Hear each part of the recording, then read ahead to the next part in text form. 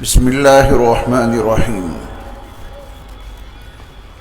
الحمد للہ رب العالمین والصلاة والسلام على سید المرسلین وعلى آلہ واصحابہ وازواجہ وذریاتہ واہل بیتہ اجمعین اما بعد فاعوذ باللہ من الشیطان الرجیم بسم اللہ الرحمن الرحیم وضرب اللہ مثلا للذین آمنوا امرأة فرعون اذ قالت رب ابن لی عندک بیتا فی الجنہ ونجنی من فرعون وعملہ ونجنی من القوم الظالمین۔ حضرات علماء کرام، مشائخ عظام، میرے دینی اور اسلامی بھائیوں، پیارے بچوں اور پردہ نشین خواتین ملت، یہ ہماری اور آپ کی سعادت مندی اور خوش بختی ہے کہ ہمارے اور آپ کے معبود نے ہمیں اور آپ کو سیرت مصطفیٰ صلی اللہ علیہ وسلم کے اس نورانی اور پاکیزہ اجلاس میں شریک ہونے کی توفیق عطا فرمائی ہے۔ ہم اور آپ اپنے اللہ کی اس عطا پر ان کا جتنا بھی شکر ادا کریں وہ کم ہے۔ اللہ تعالی ہماری اور آپ کی اس حاضری کو اپنی بارگاہ میں قبول فرمائے اور ہمارے اللہ ہم سب سے راضی ہو جائیں۔ آج ہماری گفتگو کا عنوان ہے فرعون کی بیوی کا عبرت آموز واقعہ۔ میں پوری کوشش کروں گا کہ اس اہم موضوع پر کچھ اہم اور ضروری باتیں آپ کی خدمت میں پیش کروں۔ آپ دعا فرمائیں کہ اللہ تعالی مجھے حق بات کہنے کی توفیق عطا فرمائے۔ میں آپ کے لیے بھی دل کی گہرائیوں سے دعا کرتا ہوں، میرا رب آپ کو ہمیشہ حق سننے کی سعادت بخشے اور اللہ تعالی ہم سب کو کہنے سننے سے کہیں زیادہ عمل کی توفیق عطا فرمائے۔ ابھی خطبے میں نے جس آیت کی تلاوت کی ہے، اللہ تعالیٰ نے اس آیت میں ایک عورت کو، ایک خاتون کو دنیا کے تمام ایمان والوں کے لیے ایک آئیڈیل اور ایک مثال بنا کر اس آیت میں ان کا تذکرہ کیا ہے۔ ظاہر بات ہے کہ ہمارے اللہ جس عورت کو اہل ایمان کے لیے مثال، آئیڈیل بنا دیں، بلا شبہ وہ خاتون بے پناہ عظمتوں رفعتوں کی حامل ہوگی۔ لیکن عجیب بات یہ ہے کہ اللہ نے جس خاتون کو اس آیت میں قیامت تک کے اہل ایمان کے لیے آئیڈیل اور مثال بنا کے پیش کیا ہے، وہ خاتون کسی نبی یا کسی رسول کی بیٹی نہیں ہے۔ اللہ نے اس آیت میں جس خاتون کو اہل ایمان کے لیے بطور مثال کے پیش کیا ہے، وہ خاتون کسی نبی یا کسی رسول کی ماں نہیں ہے۔ اللہ نے اس آیت میں جس خاتون کو قیامت تک کے اہل ایمان کے لیے بطور مثال پیش کیا ہے، وہ خاتون کسی نبی یا کسی رسول کی بہن نہیں ہے۔ رسول کے ساتھ یہ نسبتیں اس خاتون کو عظمتیں عطا کر دیتی ہے۔ سرور کائنات صلی اللہ علیہ وسلم کی والد محترمہ سیدہ آمنہ کا ذکر آتا ہے تو آنکھوں کو نور اور دل کو سرور ملنے لگتا ہے، میرے مصطفیٰ کی والدہ ہیں۔ سرور کائنات صلی اللہ علیہ وسلم کی صاحبزادیوں کا تذکرہ ہوتا ہے حضرت زینب کا ذکر آ جائے، حضرت رقیہ کا تذکرہ آ جائے، حضرت ام کلثوم کا ذکر خیر ہو جائے، حضرت فاطمہ کا ذکر ہونے لگے، کتنا اچھا لگتا ہے، کیونکہ یہ میرے مصطفیٰ صلی اللہ علیہ وسلم کی صاحبزادیاں ہیں۔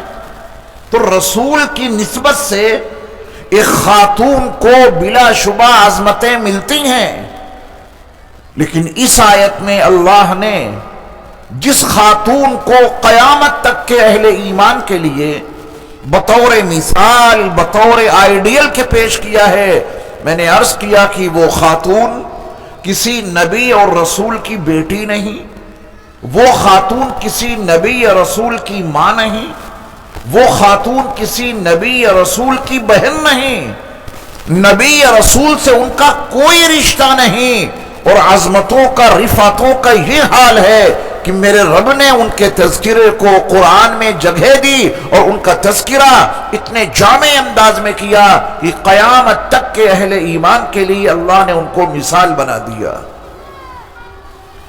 کون ہو سکتی ہیں وہ خاتون؟ کتنا بڑا کردار ہوگا اس خاتون کا؟ آپ دنیا کی معلوم تاریخ کے ظالم حکمرانوں کی ایک فہرست تیار کریں۔ دنیا میں بڑے بڑے ظالم حکمراں آئے ہیں، معلوم انسانی تاریخ میں جب سے تاریخ کے لکھے جانے کا سلسلہ شروع ہوا، اس معلوم انسانی تاریخ میں آپ ظالم، جابر، ظلم اور تشدد کو برپا کرنے والے بادشاہوں کی ایک لسٹ تیار کریں، فہرست بنائیں۔ تو ظالم بادشاہوں کی فہرست میں صفحے اول میں آپ کو ایک بادشاہ نظر آئے گا، نبی آخر الزمان حضرت محمد صلی اللہ علیہ وسلم کی تشریف آوری سے 1950 سال پہلے کا یہ بادشاہ ہے، بڑا ظالم، بڑا جابر۔ دنیا کے تمام ظالم اور جابر بادشاہوں کی لسٹ میں یہ صفحے اول میں آپ کو دکھائی دے گا۔ یہ ظالم اور جابر بادشاہ یہ آسٹریلیا کا نہیں تھا، یہ ایشیا کا بھی نہیں، یہ ظالم اور جابر بادشاہ یورپ کا بھی نہیں، یہ ظالم اور جابر بادشاہ شمالی امریکہ اور جنوبی امریکہ کا بھی نہیں، یہ ظالم اور جابر بادشاہ انڈونیشیا کے لاکھوں جزائر میں سے کسی جزیرے کا باشندہ نہیں، یہ ظالم اور جابر بادشاہ جس کا تذکرہ میں کرنے جا رہا ہوں یہ دنیا کے کسی اور جزیرے کا باشندہ نہیں، یہ ظالم اور جابر بادشاہ افریقہ، بر اعظم افریقہ کا تھا۔ افریقہ میں بہت سارے ملک ہیں، جو شمالی افریقہ ہے، شمالی افریقہ کا جو سب سے پہلا ملک ہے اسے مصر کہتے ہیں۔ یہ ظالم اور جابر بادشاہ جو دنیا کے تمام ظالم بادشاہوں میں صفحے اول میں نظر آ رہا ہے، یہ بر اعظم افریقہ کے ملک مصر کا باشندہ تھا۔ سرور کائنات صلی اللہ علیہ وسلم کی تشریف آوری سے 1950 سال پہلے کا یہ بادشاہ ہے۔ یہ خاتون اسی ظالم اور جابر بادشاہ کی بیوی ہیں جن کو اللہ رب العزت والجلال نے قرآن مجید میں ان کا ذکر کیا اور قیامت تک برپا ہونے والے اہل ایمان کے لیے ان کو ایک مثال قرار دیا۔ اللہ اکبر۔ قرآن نے مثال میں ان کو اس لیے بھی بیان کر دیا، مائیں بہنیں توجہ سے سنیں، کل میدان محشر میں کسی خاتون کو یہ کہنے کا موقع ہی نہیں ملے گا کہ یا اللہ میں آپ کی عبادت کیسے کرتی، میرا شوہر بڑا ظالم تھا۔ حضرت آسیہ کو پیش کیا جائے گا، ان کا شوہر فرعون تھا جو دنیا کے تمام ظالم اور جابر بادشاہوں کی صفحے اول کا ظالم بادشاہ ہے، یہ ان کی بیوی رہتے ہوئے ایمان پہ قائم رہی، ہر ظلم کو، ہر جبر کو، ہر تشدد کو برداشت کیا مگر ایمان کا دامن نہیں چھوڑا، اپنے شوہر کے ظلم کو بیان کر کے ایمان جو اس کے تقاضوں سے بچنے کا کوئی عذر قابل قبول نہیں ہو سکتا۔ فرعون کی بیوی کا تذکرہ اللہ نے قرآن مجید میں کیا۔ فرعون کی بیوی حضرت آسیہ کو اللہ رب العزت والجلال نے دنیا کے تمام اہل ایمان کے لیے آئیڈیل اور مثال قرار دے کے ان کا تذکرہ کیا ہے۔ نبی مکرم صلی اللہ علیہ وسلم کی تشریف آوری سے 1950 سال پہلے کے مصر کا تھوڑا سا جائزہ لیجئے، کیا نظام حکومت تھا۔ فرعون کسی ایک شخصیت کا نام نہیں ہے، مصر کا جو بھی بادشاہ ہوتا تھا اس کا لقب فرعون ہوتا تھا۔ جیسے ایران کا جو بادشاہ ہوتا تھا اسے کسرا کہا جاتا تھا، روم کا جو بادشاہ ہوتا تھا اسے قیصر کہا جاتا تھا، یمن کا جو بادشاہ ہوتا تھا اسے اس زمانے میں تبا کہا جاتا تھا۔ ٹھیک اسی طرح مصر کا جو بادشاہ ہوتا تھا اسے فرعون کہا جاتا تھا۔ سرور کائنات صلی اللہ علیہ وسلم کی تشریف آوری سے 1950 سال پہلے مصر کی سرزمین پر جو فرعون حکمراں تھا، اس نے اپنی حکمرانی ہی تسلیم نہیں کروائی بلکہ اس نے اپنی ساری قوم سے اپنی ربوبیت کو بھی منوایا، یعنی تم سب اسے اپنا رب تسلیم کرو۔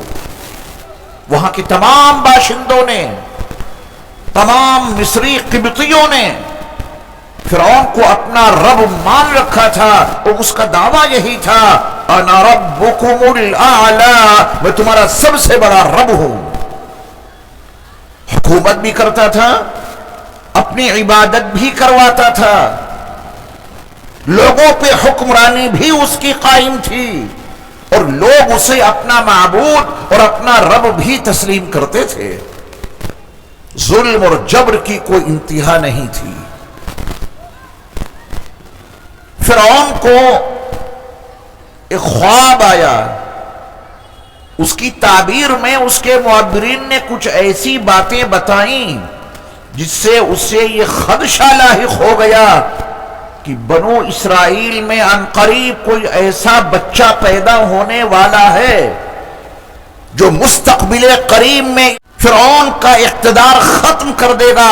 معبرین کی اس تعبیر کے نتیجے میں فرعون نے قانون نافذ کر دیا، بنو اسرائیل کے ہاں اگر کوئی بچہ پیدا ہو، لڑکا پیدا ہو، اس کو اس کی ماں کے سامنے ذبح کر دو۔ ظلم کی انتہا، جبر اپنی حدود کو عبور کر گیا۔ بنو اسرائیل کے یہاں کسی ماں کی اگر گود آباد ہو تو فرعون کے ظالم جلاد اسی ماں کے سامنے اس کے لخت جگر اور نور نظر کو ذبح کر دیتے۔ بنو اسرائیل مصر کے اصل باشندے نہیں تھے، ملک مصر کے اصل باشندے قبطی تھے۔ بنو اسرائیل حضرت یوسف علیہ السلام کے حوالے سے وہاں پہنچے۔ کنعان کے قریب جس جنگل میں حضرت یوسف کو ان کے بھائیوں نے کنویں میں ڈالا تھا، اللہ نے ان کو کنویں سے نکلوا کے مصر کے بازار میں بکوایا تھا۔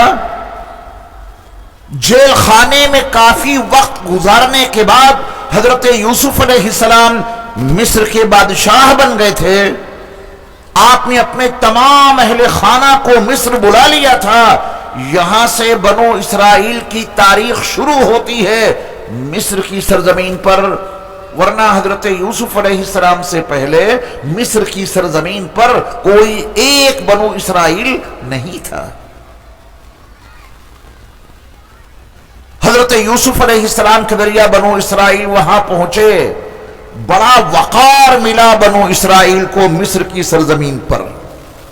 قبطیوں نے ان کا اتنا احترام کیا کہ یہ جس راہ سے گزر جاتے ان کو دیکھ کر، بنو اسرائیل کو دیکھ کر قبطی کھڑے ہو جاتے اور وجہ اس کے سوا کچھ نہیں تھی کہ جب مصر کی سرزمین پر حضرت یوسف علیہ السلام حکمراں ہوئے، لوگوں کو انصاف ملنا شروع ہو گیا، لوگوں کو ان کا حق ملنا شروع ہو گیا، ان کو زندگی کے حقوق ملے تو حقوق دینے والا بادشاہ انہیں بہت اچھا لگا، ورنہ حضرت یوسف علیہ السلام سے پہلے وہاں کی عوام کو ظلم اور جبر اور تشدد کی چکی میں پیسا جا رہا تھا، ان کے حقوق انہیں مل نہیں رہے تھے۔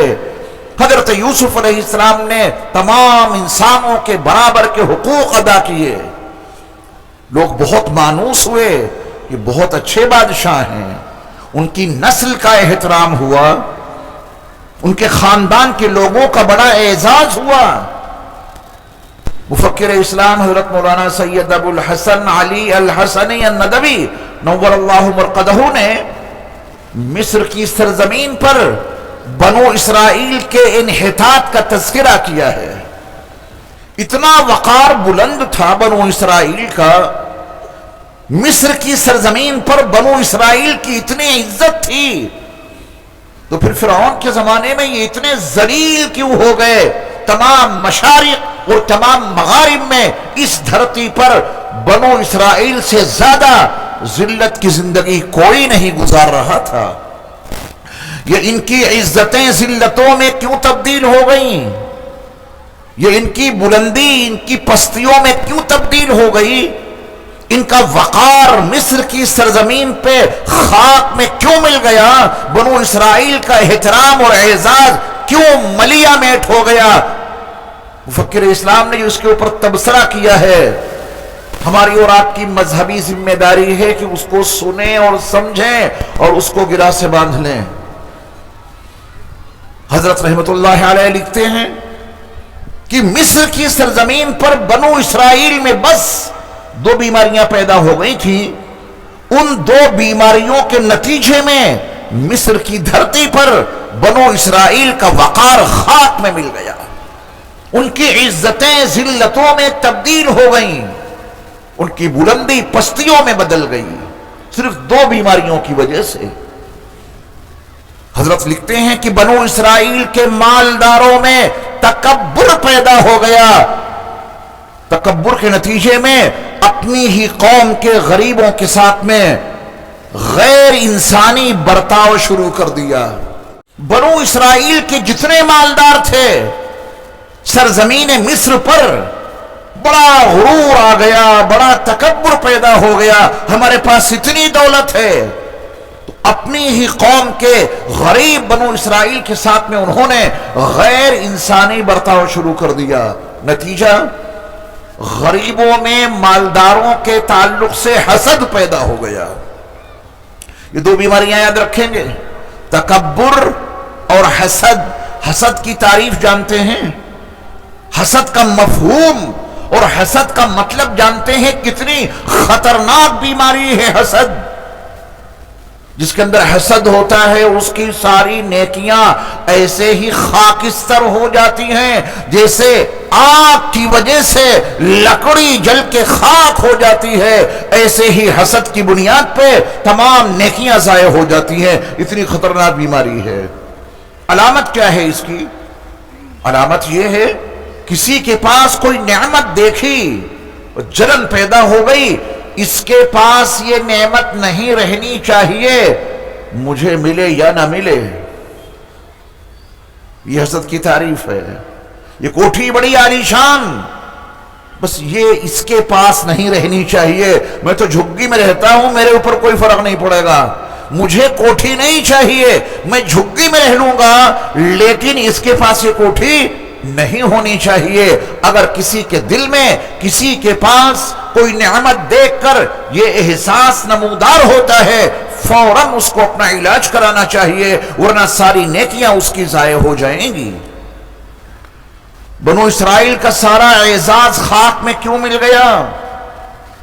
ان کا مذہبی وجود، ان کا قومی وجود مصر کی سرزمین پہ کیسے ختم ہو گیا؟ یہ عصر حاضر کا بڑا حساس مسئلہ بن گیا۔ آج کے وقت کا یہ سلگتا ہوا موضوع ہے. اللہ کرے ہم اور آپ اس کو سنیں اور سمجھیں اور اس کے اوپر عمل کریں تاکہ یہ وقار باقی رہے, ہمارا اور آپ کا ملی وجود اور ملی تشخص باقی رہے. بنو اسرائیل کے مالداروں میں تکبر پیدا ہو گیا, بڑے مالدار ہیں, غریب انسانوں کو انسان نہیں سمجھتے تھے, جس کے نتیجے میں غریب انسانوں میں حسد پیدا ہو گیا کہ ہم تو ہیں ہی غریب, اب ان کی مالداری بھی ہم سے برداشت نہیں ہوگی. مالداروں کے تکبر نے اور غریبوں کے حسد نے مصر کی سرزمین پر بنو اسرائیل کے تشخص کو, ان کے ملی وجود کو تو ختم ہی کیا, معاشی نقطہ نظر سے بھی انہیں تباہ کر کے رکھ دیا. وہ قبطیوں کے بدھوا مزدور بن گئے جن کا سب کچھ تھا. غور کیجئے گا, ایک زمانے میں بنو اسرائیل کی حکمرانی تھی مصر کی سرزمین پر. ان دو غلط عادتوں کے نتیجے میں, ان دو بیماریوں کے نتیجے میں عزتیں خاک میں مل گئیں, اقتدار چھن گیا, ملی تشخص مذہبی وجود ختم ہو گیا, ان کی جان مال عزت آبرو بالکل غیر محفوظ ہو گئی, اور وہ مصر کے قبطیوں کے بندھوا مزدور بن گئے. صبح سے شام تک ان کا کام کرتے تھے, شام کو بس اتنا مل جاتا تھا جس سے پیٹ بھر سکیں, اس کے علاوہ کچھ نہیں. نبی کریم صلی اللہ علیہ وسلم کی تشریف آوری سے 1950 سال پہلے کا یہ منظرنامہ آپ کے سامنے میں نے رکھا. ظلم اور جبر اور تشدد اپنی انتہا کو پہنچ چکا تھا. فرعون کو خدشہ ہوا, معبرین کی تعبیر کے مطابق بنو اسرائیل میں کوئی بچہ پیدا ہوگا جو میرے تخت اقتدار کو الٹ کر پھینک دے گا, تو قبل اس کے کہ وہ بچہ اس دھرتی پر پلے بڑھے اور جوان ہو کر میرے لیے کوئی خطرہ بنے, اس سے پہلے ان بچوں کو نیست اور نابود کرنے کا فرمان جاری کر دیا. کتنی تعداد میں بنو اسرائیل کے بچے قتل کیے گئے, الگ الگ روایات ہیں. بنو اسرائیل کی تعداد تقریباً 6 لاکھ تھی مصر کی سرزمین پر, اور ان کی نگاہوں کے سامنے جب ان کا بچہ قتل کیا جاتا تھا تو کسی بنو اسرائیل کے فرد میں, مرد میں اتنی ہمت اور حوصلہ نہیں کہ وہ اف بھی کر سکے. اس کے سامنے اس کا لخت جگر ذبح کر دیا جاتا, روکنے اور منع کرنے کی ہمت نہیں. ماں کے سامنے اس کا نور نظر ذبح کر دیا جاتا, ماں اف نہیں کر سکتی تھی. جاسوس لگے ہوئے تھے, دایا اطلاع دیتی تھی کس بنو اسرائیل کے گھر میں کوئی بچہ پیدا ہوا ہے, لڑکی پیدا ہوتی اسے چھوڑ دیتے, لڑکا پیدا ہوتا اسے ذبح کر دیتے. یذبحون ابناءکم, وہ تمہارے بچوں کو, بیٹوں کو ذبح کر دیتے تھے اور تمہاری لڑکیوں کو زندہ رکھتے تھے. قرآن مجید کی ایک آیت پڑھیے, اس کا مفہوم سمجھیے, اور اللہ کی ذات پر وہ ایمان اور یقین قائم کیجئے جو ہر انسان سے مطلوب ہے. اس آیت کا سہارا لیے بغیر اگلی گفتگو میں آپ کو سمجھا نہیں سکتا. قرآن مجید کے 11ویں پارے میں سورہ یونس کے بالکل اخیر میں اللہ رب العزت والجلال نے اس حقیقت کا اظہار کیا. وہ حقیقت ہمارے دل اور دماغ پہ ہر وقت نقش رہنی چاہیے. وَإِن يَمْسَسْكَ اللَّهُ بِضُرٍّ فَلَا كَاشِفَ لَهُ إِلَّا هُوَ وَإِن يُرِدْكَ بِخَيْرٍ فَلَا رَادَّ لِفَضْلِهِ. اس کا ترجمہ اور مفہوم یہ ہے کہ اگر اللہ تمہیں کسی مصیبت میں مبتلا کرنا چاہیں تو کائنات کی کوئی طاقت اس مصیبت کو تم سے دور نہیں کر سکتی, اور اگر اللہ تمہیں کسی بھلائی سے مالا مال کرنا چاہیں اور دنیا کی تمام طاقتیں مل کر اس بھلائی کو تم سے چھیننا چاہیں تو دنیا کی تمام طاقتیں مل کر بھی تم سے اس بھلائی کو چھین نہیں سکتی. اس عقیدے کے ساتھ اس تصور کے ساتھ اس مضمون کو سنیے گا۔ حضرت موسیٰ علیہ السلام کے والد گرامی کا نام نامی اس میں گرامی حضرت عمران ہے۔ عمران کا بیٹا پیدا ہو گیا، حضرت موسیٰ علیہ السلام کی والد محترمہ کی گود آباد ہو گئی۔ ہر بنو اسرائیل کی خاتون کو جب اس کی گود آباد ہوتی تھی یہی خطرہ لاحق ہوتا تھا، جلاد نہ جانے کب آ جائیں، اور اگر جلاد گھر کے دروازے پر پہنچے تو پھر بچے کا تحفظ ناممکن، زبردستی بچے کو چھین کے اسے قتل کر دیا کرتے تھے۔ یہی غم، یہی حزن اور یہی احساس حضرت موسیٰ علیہ السلام کی والد محترمہ کو بھی لاحق ہو گیا۔ بچہ پیدا ہوا، تحفظ کیسے ہوگا؟ فرعون کے جلاد آ نہ جائیں، اسی پریشانی اور غم اور حزن کے عالم میں میرے رب نے حضرت موسیٰ علیہ السلام کی والد محترمہ کے پاس ایک خفیہ پیغام بھیجا، اسے قرآن کے الفاظ میں دیکھیں، وَأَوْحَيْنَا إِلَىٰ أُمِّ مُوسَىٰ أَنْ أَرْضِعِيهِ، ہم نے موسیٰ کی ماں کے پاس یہ پیغام بھیجا، اے موسیٰ کی ماں تو اپنے لاڈلے کو دودھ پلاتی رہ۔ ڈرنے کی کوئی ضرورت نہیں ہے، خوف زدہ ہونے کی کوئی ضرورت نہیں ہے، تو اپنے لاڈلے موسیٰ کو دودھ پلاتی رہ۔ ہاں کچھ خطرہ محسوس ہو تو اپنے بچے کو ایک صندوق میں لکڑی کے ایک تابوت میں پیک کر کے یہ جو دریائے نیل بہ رہا ہے اس دریا میں ڈال دینا۔ دو وعدے ہیں تجھ سے، یہ اللہ کے وعدے ہیں، اِنَّا رَادُّوهُ إِلَيْكَ وَجَاعِلُوهُ مِنَ الْمُرْسَلِينَ، یہ دو وعدے اللہ نے کر لیے اسی وقت۔ اے موسیٰ کی ماں، جب تجھے اپنے لاڈلے کے بارے میں کوئی خطرہ لاحق ہو، لکڑی کے اس تابوت میں اپنے لاڈلے کو پیک کر کے اس دریا میں ڈال دینا۔ ہم تجھ سے وعدہ کرتے ہیں اِنَّا رَادُّوهُ إِلَيْكَ، تیرے اس لاڈلے کو تیری گود میں واپس لانا یہ ہماری ذمہ داری ہے۔ یہ پہلا وعدہ ہے، اِنَّا رَادُّوهُ إِلَيْكَ، جب تو اپنے لاڈلے کو دریا میں ڈالے گی تو یہ خطرہ مت اپنے ذہن میں آنے دینا کہ پتہ نہیں کیا ہوگا، کچھ نہیں ہوگا، تیرے لاڈلے کو تیری گود میں ہم واپس کریں گے۔ دوسرا وعدہ یہ ہے کہ وَجَاعِلُوهُ مِنَ الْمُرْسَلِينَ، تیرے لاڈلے کو ہم اپنا رسول بنائیں گے، جس کے سر پہ تاج رسالت رکھنا طے ہو چکا ہے، جس کے سر پر تاج نبوت کا رکھنا طے ہو چکا ہے، اب اسے دنیا کی کوئی طاقت نقصان نہیں پہنچا سکتی۔ اچھا، اللہ کا بھی بڑا عجیب نظام ہے، جب طاغوتی طاقتیں اور شیطانی قوتیں ظلم اور تشدد جبر کرتے کرتے اپنی انتہا کو پہنچ جاتی ہیں تو میرا رب اپنی قدرت ظاہر کر دیتا ہے۔ حضرت موسیٰ علیہ السلام کے تحفظ کے ہزار راستے ہو سکتے تھے، حضرت موسیٰ علیہ السلام کو اللہ اور راستوں سے بھی بچا سکتا تھا۔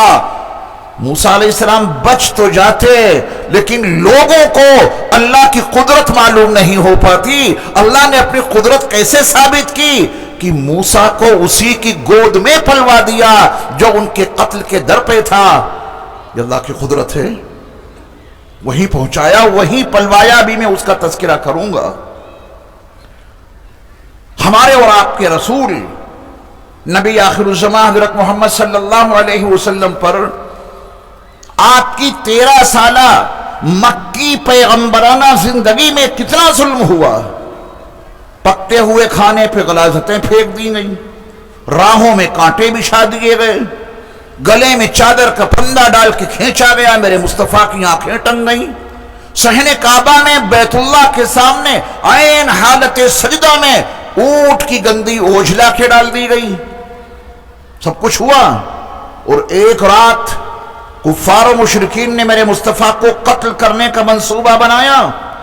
100 سے زائد ننگی تلواریں سرور کائنات صلی اللہ علیہ وسلم کے گھر کے چاروں طرف لیے کھڑے ہیں۔ اللہ تعالیٰ اپنے نبی کو اس رات اپنے گھر میں رہنے کا حکم دیتا کہ باہر نہ نکلنا۔ آپ باہر نہ نکلتے تو محفوظ تو رہتے میرے مصطفیٰ، لیکن اللہ کی قدرت لوگ کیسے سمجھتے؟ اللہ نے اپنی قدرت سمجھائی، میرے محبوب آپ کو آج ہی اپنے گھر سے نکلنا ہے، اور صرف گھر سے نہیں، مکے کی گلیوں کو عبور کرتے ہوئے جانا ہے۔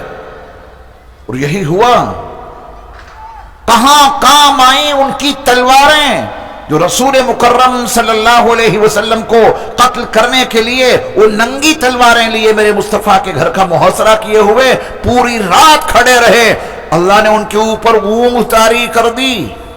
میرے مصطفیٰ ڈر کے نہیں بھاگے تھے، مٹی اٹھائی، سب کے سروں پہ مٹی رکھی، بڑے سکون سے صدیق اکبر کے گھر گئے، ان کو لیا اور مکے کی گلیوں کو عبور کرتے ہوئے غار ثور پر آپ صلی اللہ علیہ وسلم تشریف لے گئے۔ اللہ کی قدرت ایسے تو معلوم ہوتی ہے نا۔ حضرت موسیٰ علیہ السلام کی والد محترمہ نے اپنی لخت جگر نور نظر کو لکڑی کی ایک تابوت میں پیک کیا، موسیٰ کی بہن سے کہا کہ اس کو لے جا کر دریا میں ڈال دے۔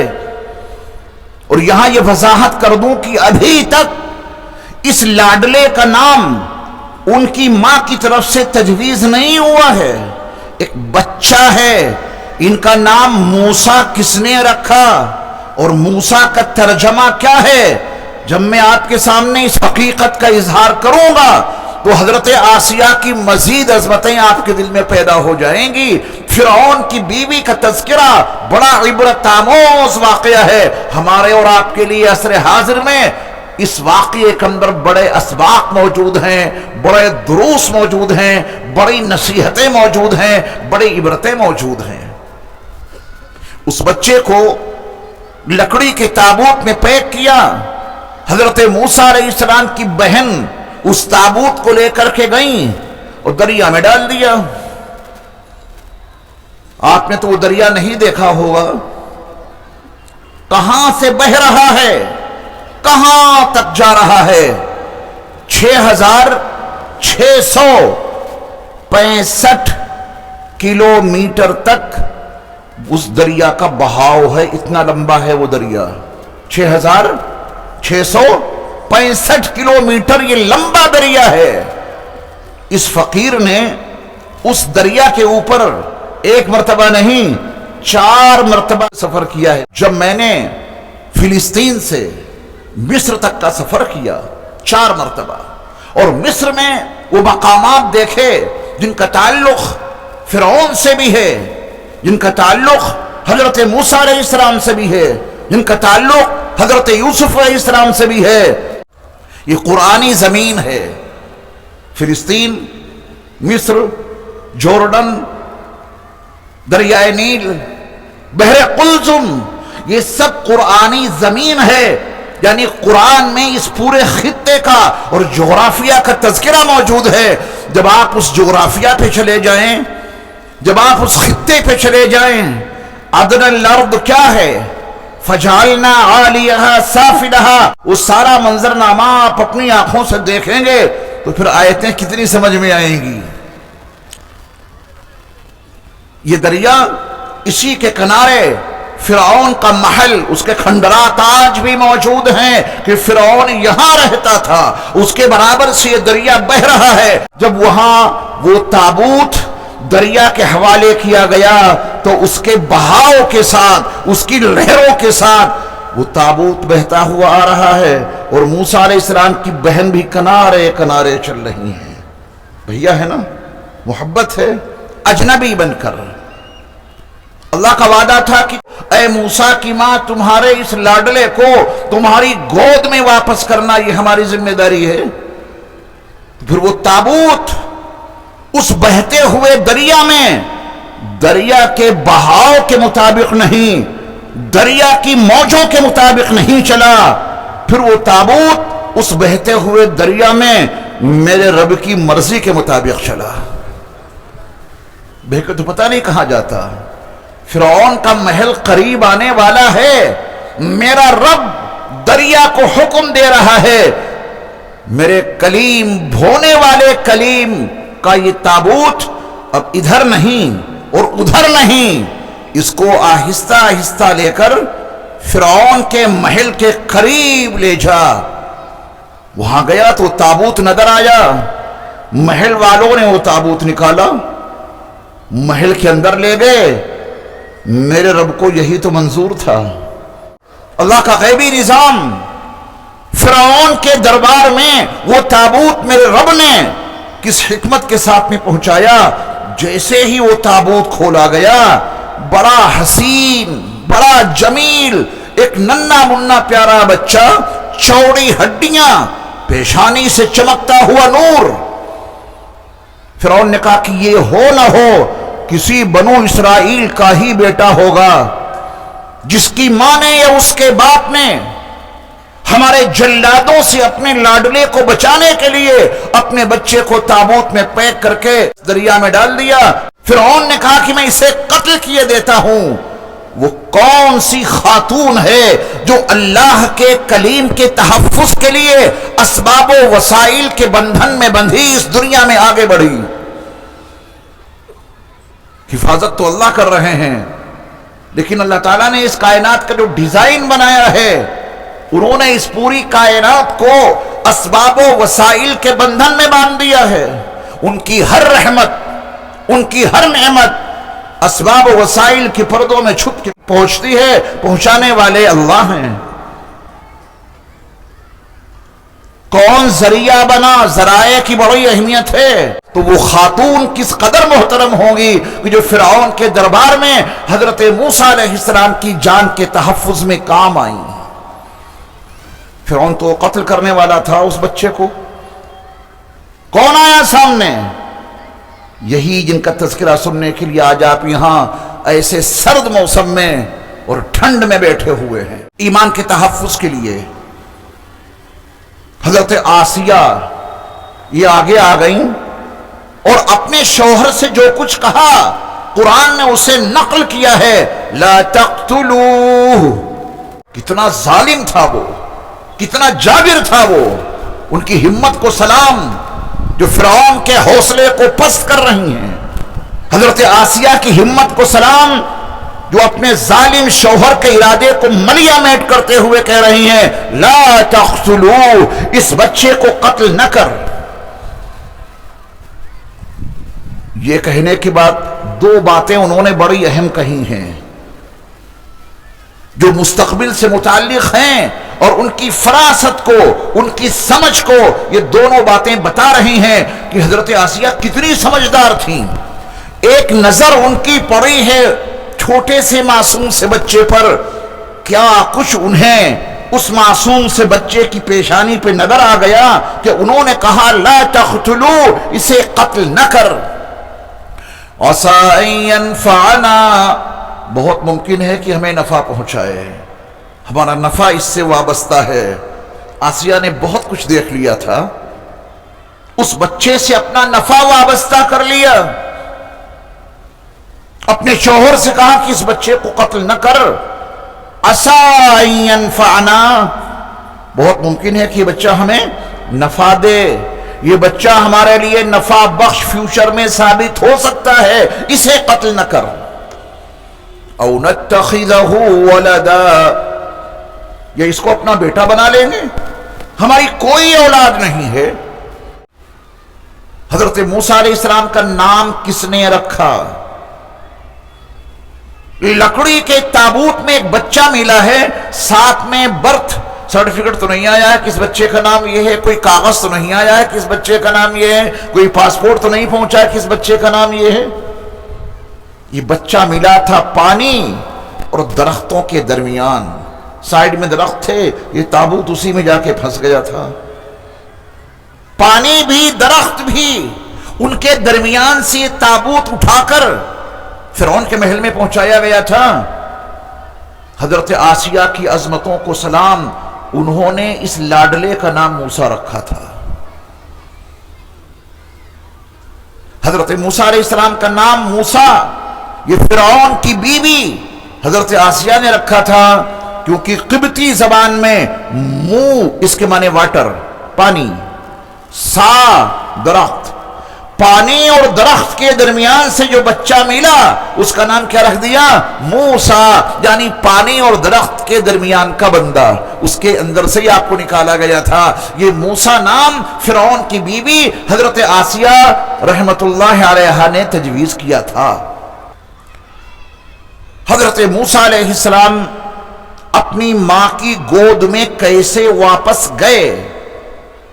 اگر یہ موضوع چھیڑوں گا تو پھر بات بہت وسیع ہو جائے گی، اور وہ آج ہماری گفتگو کا حصہ بھی نہیں ہے۔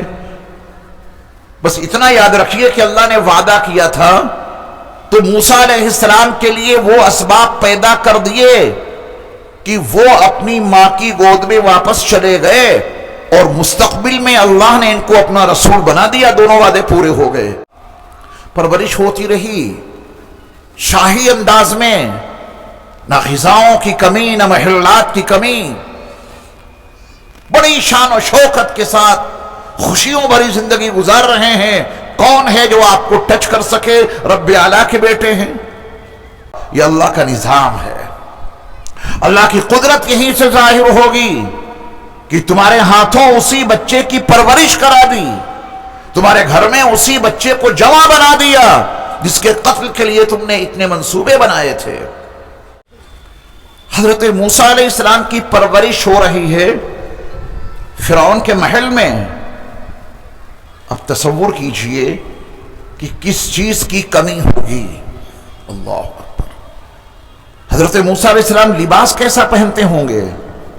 یار رب اعلیٰ کے لئے پالک ہیں، وقار کتنا زیادہ ہوگا، رب اعلیٰ کے بیٹے ہیں، وہ جدھر نکل جائیں ان کی شان و شوکت، جاہ و جلال۔ اللہ تعالیٰ نے بڑی عظمتوں سے نوازا۔ یہاں یہ وضاحت اور صراحت ضروری ہے کہ فرعون کے محلات جہاں تھے وہاں عامت الناس کا کوئی گھر نہیں تھا، صرف رویل فیملی، شاہی فیملی، فرعون کے گھرانے کے لوگ ہی اس خطے میں رہ سکتے تھے۔ کسی بنو اسرائیل تو بنو اسرائیل، کسی قبطی کا بھی گھر وہاں نہیں تھا اس مخصوص حلقے میں۔ حضرت موسیٰ علیہ السلام فرعون کے مخصوص محلوں میں ہی رہتے تھے۔ گاؤں دیہات بستی سب الگ الگ ہیں۔ قرآن کا بیان سنیے۔ قرآن کا بیان یہ ہے کہ حضرت موسیٰ علیہ السلام ایک بستی میں دوپہر کے وقت داخل ہوئے تو آپ ان محلات کے علاقے سے نکلے اور اس بستی میں گئے جہاں عامت الناس رہتے تھے، قبطیوں کی بستی۔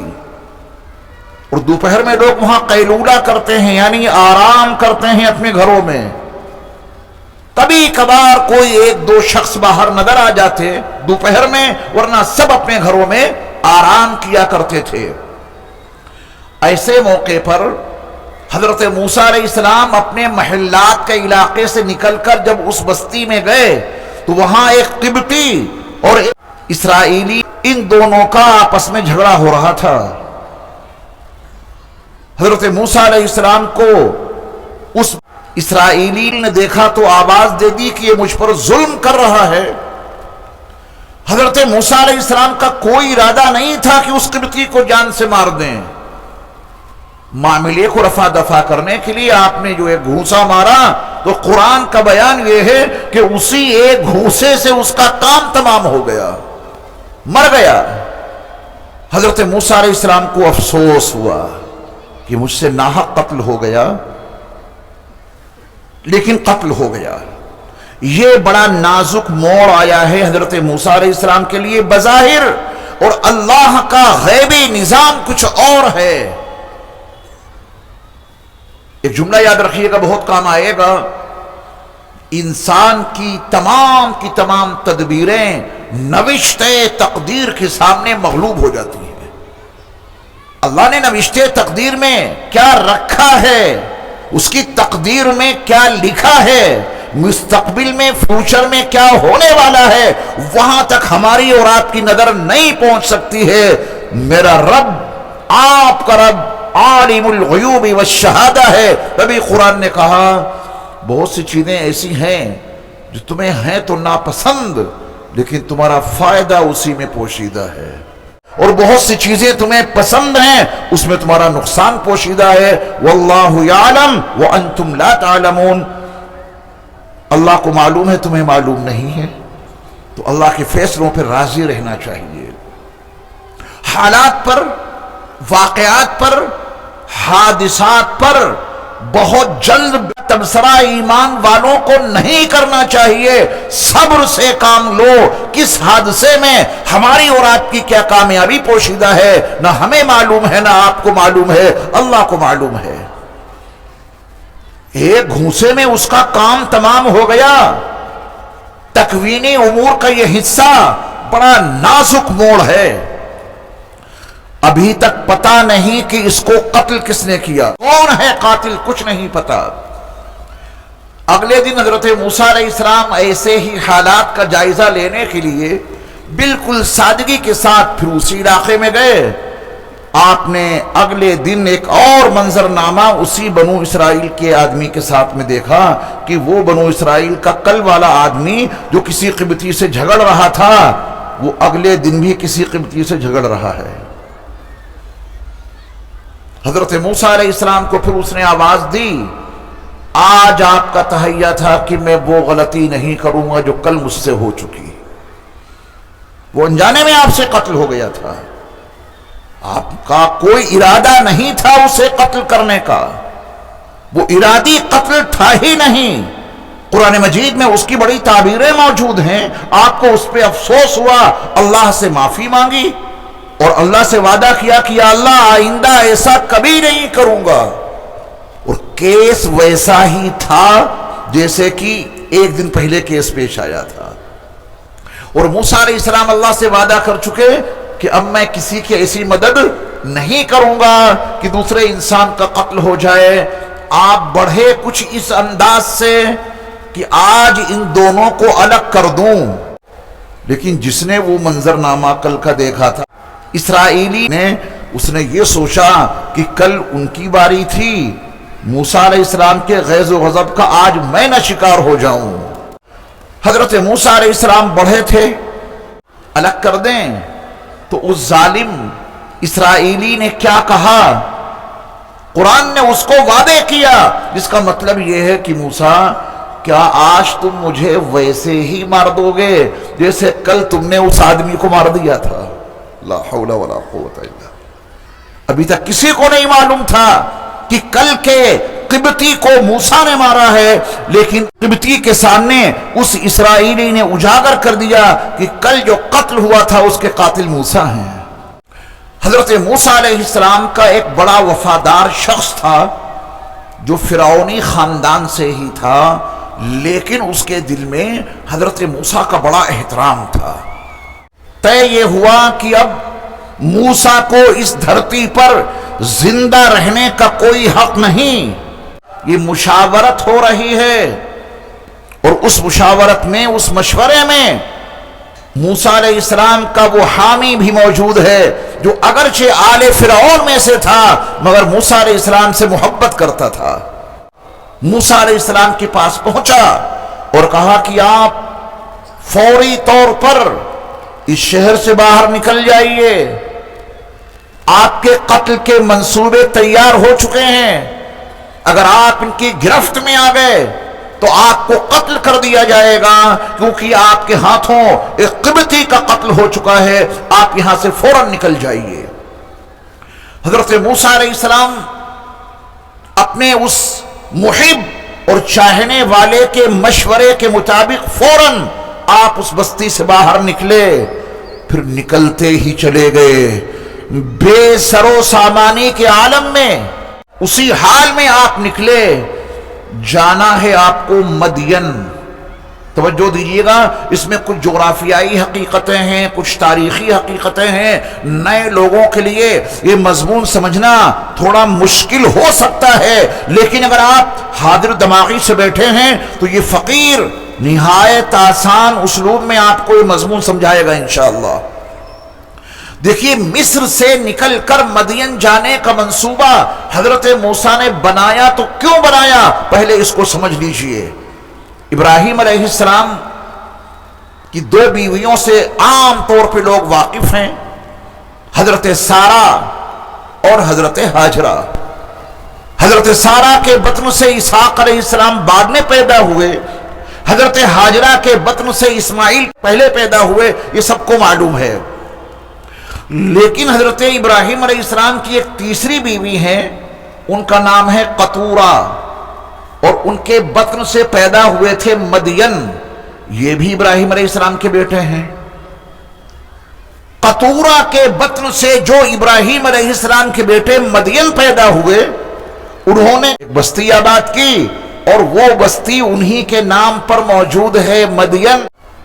وَإِلَى مَدْيَنَ أَخَاهُمْ شُعَيْبًا۔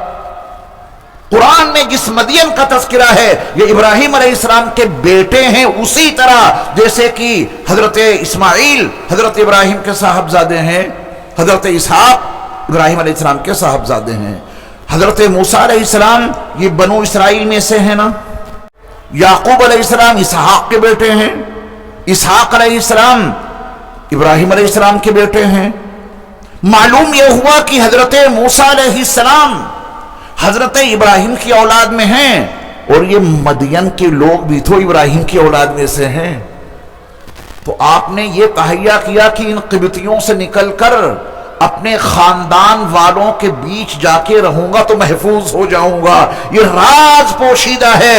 حضرت موسیٰ نے مصر چھوڑ کر مدین کا انتخاب کیوں کیا ہے؟ یہ تو بڑی علمی بات، لیکن میرا وجدان کہہ رہا ہے کہ آپ نے اس کو سمجھ لیا ہوگا۔ موسیٰ علیہ السلام کو کہاں آنا ہے؟ مدین۔ مدین کا سلیکشن آپ نے کیوں کیا؟ کہ وہاں آپ کے خاندان کے لوگ موجود ہیں، یعنی ابراہیم علیہ السلام کی نسل موجود ہے، اپنوں کے بیچ جائیں گے تو پھر محفوظ رہیں گے۔ لیکن جغرافیہ بڑا خطرناک ہے۔ مصر سے اگر کوئی شخص چلتا ہے مدین جانے کے لیے تو راستے میں بحر قلزم ہے، اسے کیسے عبور کریں گے؟ کشتی چلانے والے فرعون کو اطلاع کر سکتے تھے، کیسے نکلیں؟ درمیان میں بحر قلزم ہے، وہاں جائے بغیر یا اس نقشے کو دیکھے بغیر اس حقیقت کا سمجھنا بہت مشکل ہے۔ بحر قلزم، اس کا آخری کنارہ بحر متوسط سے جا کے جو ملتا ہے تو بیچ میں تھوڑا سا خشکی کا راستہ ہے۔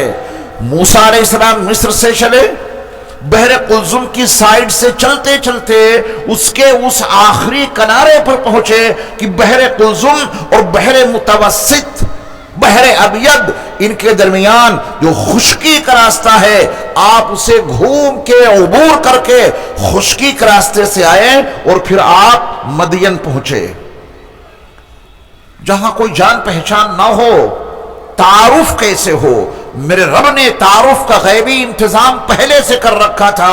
حضرت موسیٰ علیہ السلام مدین بستی سے باہر ایک مقام پر پہنچے جہاں چرواہے اپنی بکریوں کو پانی پلایا کرتے تھے، وہاں ایک کنواں ہے۔ حضرت موسیٰ علیہ السلام نے جا کے دیکھا کہ وہاں چرواہوں نے اپنی بکریوں کو پانی پلایا، بہت بھاری پتھر اس کنویں کے اوپر رکھ دیا، چلے گئے۔ دو بچیاں ہیں اپنی بکریاں لے کر پہنچی، ان چرواہوں کی بکریوں کا جھوٹا پانی جو تھوڑا بہت بچا تھا ان لڑکیوں نے اپنی بکریوں کو پلایا۔ حضرت موسیٰ علیہ السلام یہ منظرنامہ ایک کونے میں بیٹھے ہوئے دیکھ رہے ہیں، اور وہاں موسیٰ علیہ السلام اپنے رب سے ایک دعا مانگ رہے ہیں، رب انی لما انزلت الی من خیر فقیر۔ یہ موسیٰ علیہ السلام وہاں کہہ رہے ہیں، کوئی تعارف نہیں، کوئی ایک بندہ جاننے والا نہیں۔ تو موسیٰ علیہ السلام نے ان لڑکیوں سے گفتگو کی اور ان سے یہ پوچھا کہ تم اپنی بکریوں کو تازہ پانی کیوں نہیں پلاتی ہو؟ ان چرواہوں کی بکریوں کا جھوٹا پانی تم اپنی بکریوں کو پلا رہی ہو، تازہ پانی کیوں نہیں پلاتی؟ بچیوں نے حقیقت بتا دی کہ یہ ظالم چرواہے اس پتھر کو اتنا بھاری پتھر اس کنویں کے اوپر رکھ دیتے ہیں اور ہم اسے ہٹا نہیں سکتے کہ تازہ پانی نکالیں اپنی بکریوں کے لیے۔ حضرت موسیٰ علیہ السلام بڑے طاقتور تھے، اللہ نے بڑی قوت ان کو دی تھی۔ حضرت موسیٰ علیہ السلام نے کہا کہ آج تمہاری بکریاں تازہ پانی پئیں گی۔ حضرت موسیٰ علیہ السلام نے اکیلے اس پتھر کو وہاں سے ہٹایا، پھر تازہ پانی ان لڑکیوں کی بکریوں نے پیا۔ موسیٰ علیہ السلام نے اس کے علاوہ کوئی بات نہیں کی۔ وہ لڑکیاں اپنی بکریاں لے کر جب مدین گئیں، وہ کسی عام شخص کی بیٹیاں نہیں تھیں، وہ اللہ کے نبی حضرت شعیب علیہ السلام کی بیٹیاں تھیں۔ انہوں نے جا کے اس جوان کا تذکرہ کیا، بلا کر کے لاؤ۔ حضرت موسیٰ علیہ السلام حضرت شعیب علیہ السلام کے پاس پہنچ گئے۔ لڑکی نے سفارش کی کہ بڑے قوی بھی ہیں، بڑے امین بھی ہیں، نظر اٹھا کے نہیں دیکھا، امانت داری کا یہ عالم ہے، اور قوی اور طاقتور ہونے کا عالم یہ ہے کہ نہ جانے کتنے چرواہے مل کر جس پتھر کو اٹھاتے تھے، اس نوجوان نے اس پتھر کو اکیلے ہٹا دیا۔ یہ ان کے قوی ہونے کا عالم ہے، طاقتور ہونے کا عالم ہے۔ انہیں کچھ اس کا معاوضہ دیجئے، بیٹی اپنے باپ سے کہہ رہی ہے اس کا کچھ ان کو اجر دیجئے، بدلہ دیجئے۔ تو شعیب علیہ السلام نے فرمایا کہ میں اپنی ان دو بیٹیوں میں سے ایک بیٹی کا نکاح آپ سے کر دوں گا، شرط یہ ہے کہ 8 سال تک آپ ہماری بکریاں چرائیں گے، اور 2 سال کا اضافہ کر کے اگر پورا عشرہ مکمل کر دیں 10 سال تو زیادہ بہتر رہے گا۔ موسیٰ علیہ السلام نے 10 سال پورے کیے۔ غور کیجئے، تقریباً 30 سال کا جوان شخص مصر سے پیدل چل کر مدین آیا، قیام کے لیے جگہ تو مل گئی، لیکن 10 سال تک حضرت شعیب علیہ السلام کی بکریاں چرائی ہیں۔ مدت پوری ہوئی، شعیب علیہ السلام کی صاحبزادی جن کا نام نامی اسم گرامی صفورہ تھا، حضرت موسیٰ علیہ السلام کے نکاح میں آپ اپنی بیوی صفورہ کو لے کر کے چلے ہیں۔ وادی سینا میں وادی مقدس طویٰ آ گئی، بہت دور سے دکھائی دے رہا ہے کہ آگ جل رہی ہے، موسم سرد تھا۔ بی بی سے کہا کہ آپ یہاں ٹھہرو، وہ آگ جل رہی ہے، وہاں کوئی شخص ضرور ہوگا، جلتی ہوئی آگ کے پاس لوگ ضرور ہوتے ہیں، راستہ بھی معلوم کر لیں گے، کچھ آگ لے آئیں گے، اس سرد موسم میں کچھ سینک حاصل کر لینا۔ یہ نظام غیبی ہے۔ یہ 10 سال تک جو بکریاں چرائی ہیں، حقیقت میں بکریاں نہیں، بنو اسرائیل کے ریوڑ کو کیسے کور کیا جائے گا، 6 لاکھ بنو اسرائیل کو کیسے قابو میں لایا جائے گا، اس کی عملی مشق اللہ نے 10 سال تک بکریاں چروا کے کرائی۔ موسیٰ علیہ السلام اس درخت کے قریب پہنچے نہیں تھے، جہاں ان کو آگ دکھ رہی تھی اس کے قریب پہنچے نہیں کہ غیب سے آواز آئی، فَاخْلَعْ نَعْلَيْكَ اِنَّكَ بِالْوَادِ الْمُقَدَّسِ طُوًى۔ موسیٰ یہ اپنی جوتیاں اتار دو، اس لیے کہ آپ ایک مقدس وادی طوٰ میں موجود ہیں۔ یہ عام جگہ نہیں ہے، یہ بڑی مقدس وادی ہے، یہاں جوتے پہن کے نہیں آنا ہے، جوتے اتارو اور آگے بڑھو۔ روشنی تو بہت زیادہ، آواز بھی سن لی، آواز دینے والا کون ہے؟ کوئی شخص نظر نہیں آ رہا۔ کتنی حیرت میں پڑے ہوں گے موسیٰ علیہ السلام۔ آپ نے جوتیاں اتاری، اس آواز کے مطابق کچھ آگے بڑھے تو اسی درخت سے پھر آواز آئی، اننی انا اللہ، موسیٰ میں اللہ ہوں۔ اب وہاں جتنی گفتگو ہوئی قرآن مجید کے 16ویں پارے میں سورہ طٰہٰ کے پہلے رکوع میں وہ پوری تفصیل موجود ہے۔ حضرت موسیٰ علیہ السلام کو اللہ نے اسی مقام پر نبوت عطا کر دی، رسالت کے مقام سے نواز دیا، رسالت کا تاج آپ کے سر پہ رکھ دیا۔ فرعون کے مقابلے کے لیے بس 2 عظیم آیتیں، 2 عظیم نشانیاں دیں۔ موسیٰ علیہ السلام سے پوچھا کہ آپ کے داہنے ہاتھ میں کیا ہے؟ وَمَا تِلْكَ بِيَمِينِكَ يَا موسیٰ، موسیٰ علیہ السلام نے فرمایا کہ میری لاٹھی ہے، میں اس پہ ٹیک لگا لیتا ہوں، اپنی بکریوں کے لیے پتے جھاڑ لیتا ہوں، اور بھی بہت سارے کام میرے اس لاٹھی سے وابستہ ہیں۔ اللہ نے کہا کہ آپ اسے پھینکیں، اور موسیٰ علیہ السلام نے جیسے ہی اس لاٹھی کو زمین پہ پھینکا تو اللہ نے اسے رینگتا ہوا سانپ بنا دیا، سانپ رینگتا ہوا۔ حکم دیا کہ اپنا ہاتھ اپنی بغل میں رکھیے، پھر نکالیے۔ موسیٰ علیہ السلام نے ایسا ہی کیا، جیسے ہی ہاتھ بغل سے نکالا، ہاتھ بڑا روشن، بڑا چمکدار، تخرج بیضاء من غیر سوء، بغیر کسی بیماری کے وہ چمک رہا تھا۔ میرے رب نے کہا کہ بس یہ دو نشانیاں، عصا، ید بیضاء، فرعون کے پاس جاؤ، اس نے بڑی بغاوت کر رکھی ہے، اللہ کی زمین پہ بڑا فساد برپا کر رکھا ہے، اللہ کے بندوں پر ظلم اور جبر اور تشدد برپا کر رہا ہے، جاؤ پیغام لے کے فرعون کے پاس۔ حضرت موسیٰ علیہ السلام کی زبان میں زیادہ فصاحت نہیں تھی، کچھ اور ضروریات تھیں، وہیں کھڑے کھڑے اپنے رب سے دعائیں مانگ لیں۔ رب اشرح لی صدری ویسر لی امری واحلل عقدۃ من لسانی یفقہوا قولی واجعل لی وزیرا من اہلی، یہ دعائیں مانگی، اللہ نے آپ کی ہر دعا قبول کی۔ آپ وہاں سے اپنی اہلیہ کو لے کر روانہ ہوئے۔ مصر میں داخل ہونا موت کے منہ میں دینا تھا خود کو، کیوں؟ موسیٰ علیہ السلام پر ایک فرد جرم عائد ہے، ایک انسان کے قاتل ہیں، جس کی وجہ سے آپ کو مصر چھوڑنا پڑا تھا، جس کی وجہ سے آپ نے مدین میں 10 سال گزارے تھے، واپس جانا ہے، فرد جرم تو عائد ہے، لوگ تلاش میں ہیں کہ موسیٰ ملیں اور کم ملیں، اور اللہ کا حکم ہے کہ اب اس کی بستی میں آپ جائیے۔ موسیٰ علیہ السلام اللہ کے عطا کردہ وہ 2 معجزے ید بیضاء اور عصا یہ لے کے جاؤ۔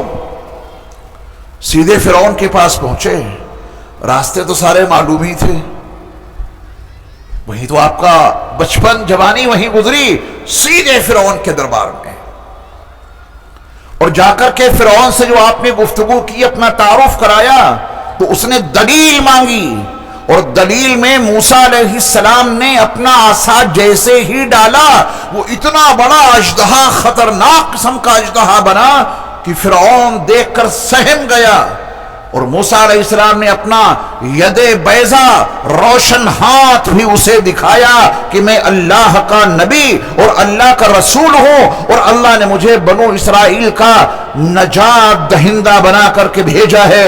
بنو اسرائیل پہ تو نے بڑے مظالم ڈھائے ہیں، بنو اسرائیل پہ تو نے بڑا ظلم کیا ہے، اب بنو اسرائیل کو ہمارے ساتھ بھیج دے۔ یہ مطالبہ رکھا ہے موسیٰ علیہ السلام نے۔ موسیٰ علیہ السلام نے کتنے معجزے دکھائے؟ صرف 2۔ عصا ڈالا تو اژدہا بن گیا، ہاتھ نکالا تو چمکنے لگا۔ فرعون کا تبصرہ کیا ہے؟ فرعون نے ان دونوں نشانیوں کو دیکھ کے کیا کہا؟ وہ تو آج سے 3600 سال پرانی بات ہے، نہ مجھے معلوم نہ آپ کو معلوم، سچ وہی ہے جو قرآن نے کہا۔ قرآن کا بیان یہ ہے کہ فرعون نے کہا کہ یہ دونوں جادوگر ہیں۔ فرعون نے کیا کہا؟ یہ دونوں یعنی موسیٰ علیہ السلام اور ان کے بھائی ہارون، یہ دونوں کیا ہیں؟ جادوگر ہیں، یہ دونوں جادوگر ہیں، اور موسیٰ نے جو اپنا عصا ڈالا یہ اژدہا بن گیا، یہ جادو ہے۔ جادوگر نے جادو دکھایا ہے، اور بڑا خطرناک جادو دکھایا ہے۔ اور موسیٰ نے دوسرا جادو یہ دکھایا کہ اپنا ہاتھ بغل میں رکھا اور نکالا، اور وہ چمکنے لگا، بڑی روشنی اس سے نکل پڑی۔ جادوگر نے جادو دکھایا ہے۔ یہ کس کا تبصرہ ہے؟ فرعون کا۔ اور یہی کہنا تھا تمام محل والوں کا، جتنے وہاں اس کے وزیر اور درباری موجود تھے، سب نے کہا کہ یہ جادوگر ہے اور جادو دکھایا ہے۔ انسانوں کی معلوم تاریخ میں جادوگری کے عنوان سے سب سے زیادہ عروج مصر کو حاصل تھا، اور مصر میں بھی جادوگری انتہا کو پہنچ گئی تھی موسیٰ علیہ السلام کے زمانے میں. اس سے بڑی جادوگری اس دھرتی پر اس دور میں تھی ہی نہیں. سب سے زیادہ جادوگر کہاں تھے؟ مصر کی سرزمین پر. اور وہ معمولی جادوگر نہیں تھے، استاذ جادوگر تھے مصر کی سرزمین پر. اور فرعون کی حکومت ان کا کھانا، خرچہ، صرفہ حکومت سارا برداشت کرتی تھی کہ اس فن کو فروغ دو، اس فن کو بڑھاوا دو. حکومت کفالت کرتی تھی جادوگروں کی. توجہ دینے کی بات یہ ہے کہ فرعون نے کہا کہ یہ جادوگر ہیں، جادو دکھایا ہے، جادو کیا ہے. سارے درباریوں نے، وزیروں نے، سفیروں نے کہا کہ جادو کیا ہے. تو جادو کیا ہے تو پھر فرعون اپنے جادوگروں کو بلاتا اور کہتا کہ یہ موسیٰ ہیں اور یہ ہارون ہیں، کٹیا میں بیٹھ کے کچھ ایسا تنتر منتر کر دو کہ یہ دونوں مر جائیں. جو ہماری اور آپ کی سوچ ہے، دشمن کو شکست دینے کے لیے جادوگروں کا سہارا عصر حاضر میں کیسے لے رہے ہیں بے وقوف، کہ وہ وہاں بیٹھے گا اپنی کٹیا میں بیٹھ کے کچھ تنتر منتر کرے گا اور یہ آدمی مر جائے گا، یہ آدمی فنا ہو جائے گا، اس کا کاروبار ختم ہو جائے گا، اس کی کوکھ بند ہو جائے گی، کوئی بچہ پیدا نہیں ہوگا، اس کا بزنس ختم ہو جائے گا، یہ اتنا گھبرائے گا کہ شہر چھوڑ کے بھاگ جائے گا، یہ اتنا گھبرائے گا کہ اپنا گھر چھوڑ کے بھاگے گا، اس کا گھر تباہ ہو جائے گا. یہی سوچ ہے نا. یہ سوچ فرعون کے اندر کیوں نہیں پیدا ہوئی؟ جادوگرائے ہیں، جادو دکھایا ہے. اس زمانے کے اب سے 3600 سال پہلے کے جادوگر، مصر کے سب سے بڑے جادوگر، پوری دنیا کے سب سے بڑے جادوگر، فرعون نے ان سے کیوں نہیں کہا کٹیا میں بیٹھ کر کچھ ایسا عمل کرو، کچھ ایسا تنتر منتر لگاؤ کہ یہ موسیٰ ختم ہو جائیں، ان کے کلیجے گل جائیں، ان کا دل گل کے باہر نکل جائے، ان کے پھیپھڑے خراب ہو جائیں، ان کا دماغ خراب ہو جائے، کچھ ایسا جادو کر دو. یہ بات فرعون کے ذہن میں کیوں نہیں آئی؟ بتاؤں کیوں نہیں آئی؟ کیونکہ اسے معلوم تھا کہ جادو ایک فن ہے، اس کا مقابلہ فنی نقطہ نظر سے کیا جائے گا. حضرت موسیٰ علیہ السلام کے ان دونوں معجزات کو دیکھ کر فرعون نے حکم دیا کہ ہمارے ملک مصر کے جتنے اساتذہ جادوگر ہیں، استاذ جادوگر، بڑے بڑے، سب کو جمع کرو. آگے سارے بڑے بڑے جادوگر. فرعون کے ذہن میں یہ نہیں آیا کہ موسیٰ پر کچھ جادو کرا دیا جائے، یہ تباہ ہو جائیں، کیونکہ اسے معلوم تھا کہ جادو ایک فن ہے، مقابلہ ہوگا، نظر بندی ہے، پھر دیکھتے ہیں کون کتنا آگے بڑھتا ہے اور کامیاب ہوتا ہے. یہی تصور تھا اس زمانے میں. میدان متعین ہو گیا، مقابلہ کہاں ہوگا، وقت متعین ہو گیا. اس زمانے میں تو لائٹیں نہیں تھی. ضحیٰ، سورج چڑھے، روشنی پھیل جائے، تقریباً 9-10 بجے کا وقت ہو صبح کا. جادوگر تو پہنچے ہی پہنچے، دیکھنے والے بڑی تعداد میں پہنچے. اور وہاں پہ قرآن کی ایک تعبیر ہے، اسی تعبیر نے سب کچھ بتا دیا. فَأَجْمِعُوا كَيْدَكُمْ،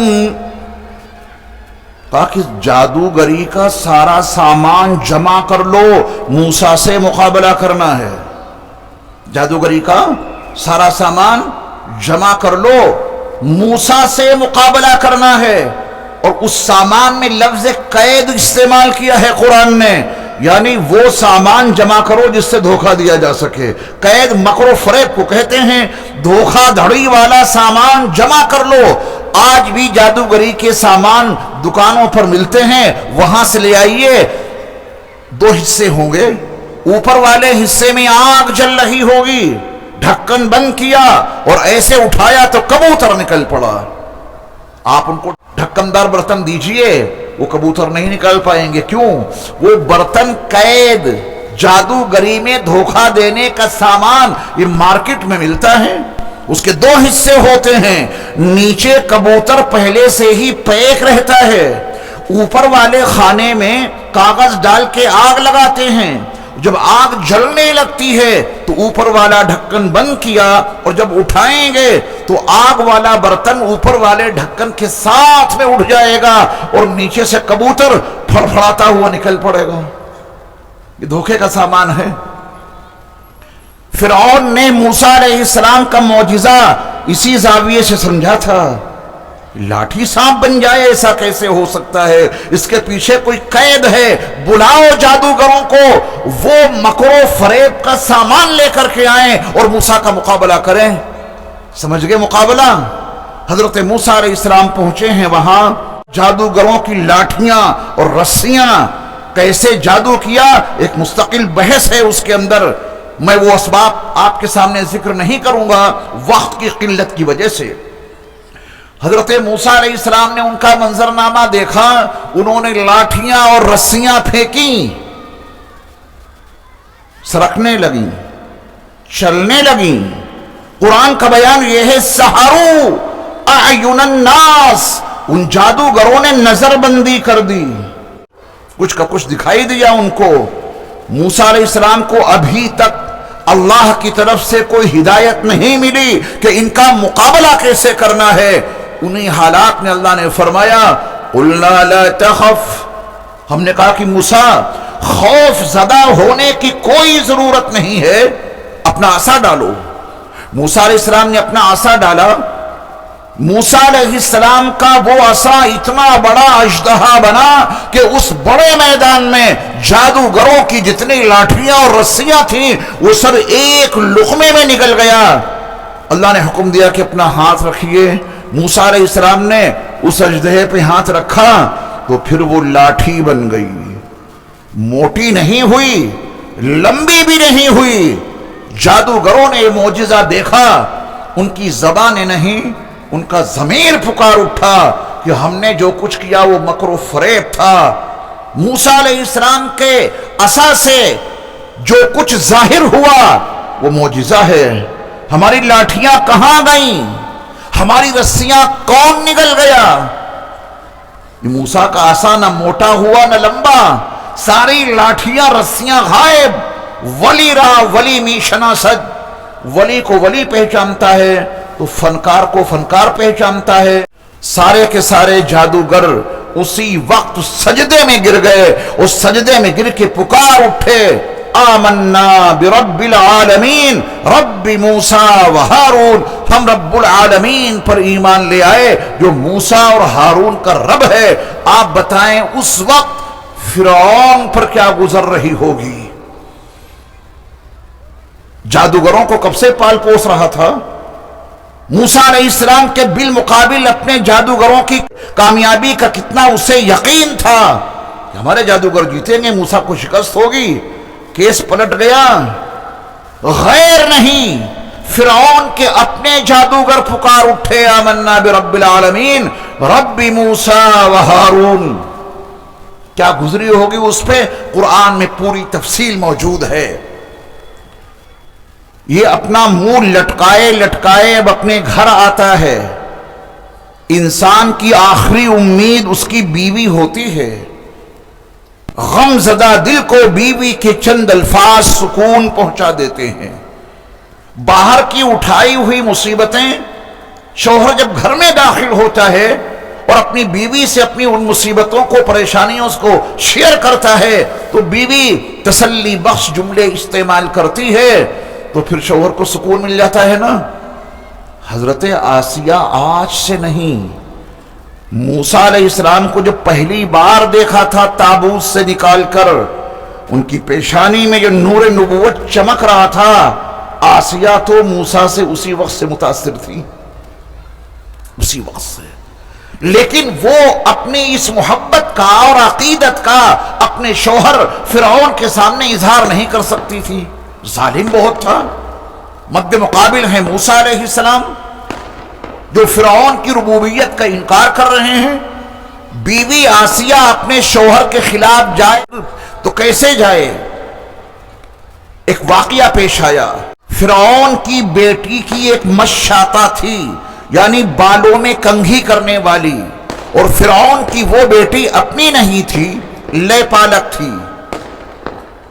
رسول مکرم صلی اللہ علیہ وسلم کے سفر معراج سے چونکہ اس کا تعلق ہے، اور فرعون کے گھر میں اللہ کی وحدانیت کا اقرار کرنے والی، بالوں میں کنگھی کرنے والی ایک ملازمہ موجود ہے، اس کی عظمتوں کو سلام۔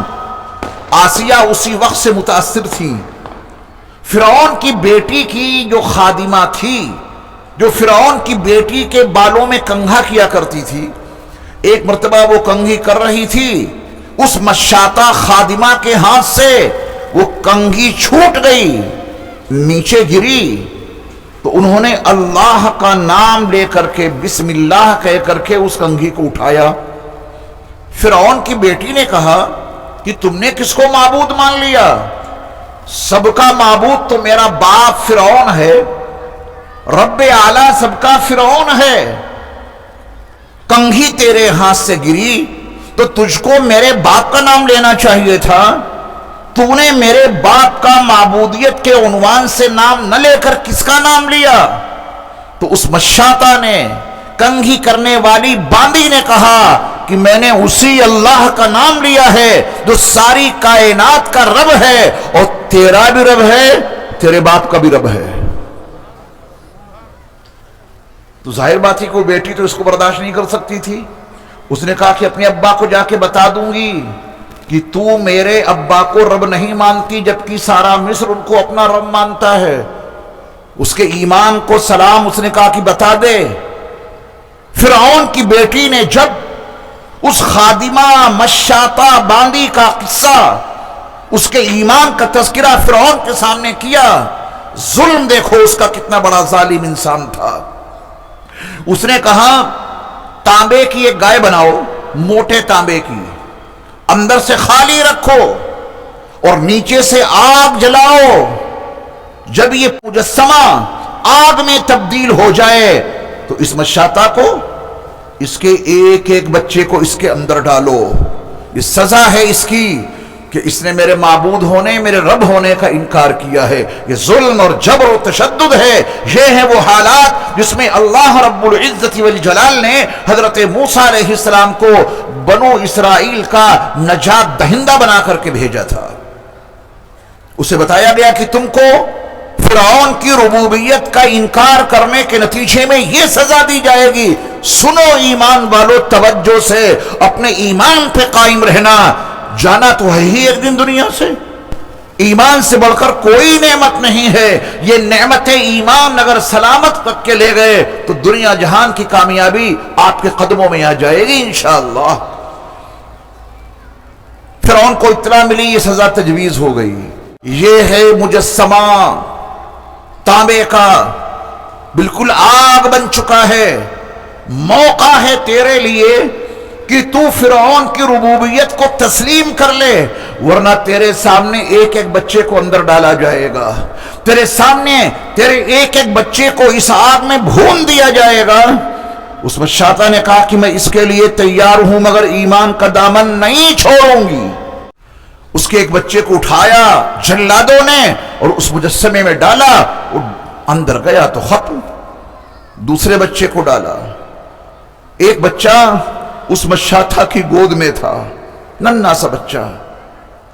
ان جلادوں نے زبردستی اس کے ہاتھ سے، اس کی گود سے وہ بچہ چھینا، اور اس میں جیسے ہی ارادہ کیا ڈالنے کا،